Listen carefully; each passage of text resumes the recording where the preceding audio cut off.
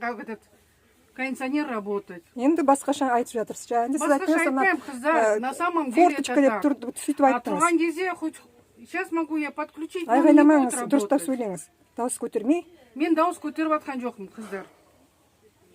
У меня голос такой выработанный. Вы должны быть вежливы. Я с вами вежливо разговариваю. Вот девчонки, например, против меня ничего не имеют, да? Я имею, потому что кондиционера нет, 2 часа мы жаримся, я наверху, мне очень жарко. мы сейчас отъедем, будет кондиционер. Сіз жаңа ғана басқаша кипятильник, айттыңыз, ана жерде бәрі болады. форточка деп айттыңыз.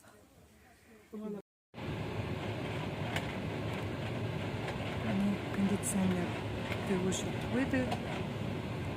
Сөйтіп тезен ашып қойды. Төбеде ыстық.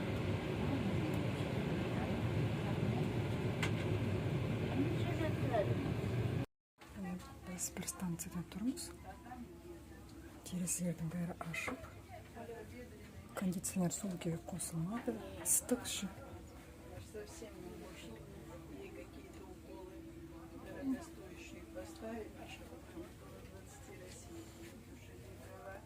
Жолда бір-екі сағат қосылды кондиционер. Содан кейін өшіріп тастады. Терезені ашып қойды. Шаң тозаң кіріп жатыр, аллергендер. Жұрттар түшкіріп, жөтеліп жатыр. Жол серіктерге ұнамайтын болу керек кондиционер. Жол серіктер өшіріп қойды. Ыстық іші. Бізден сұрамайды, керек пе, керек емес пе кондиционер.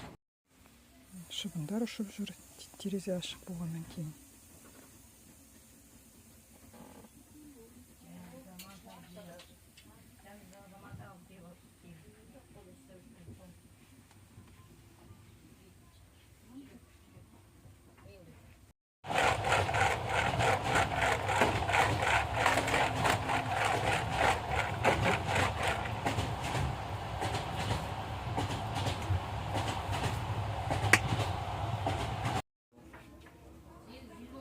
Мына кісі жуып жүр.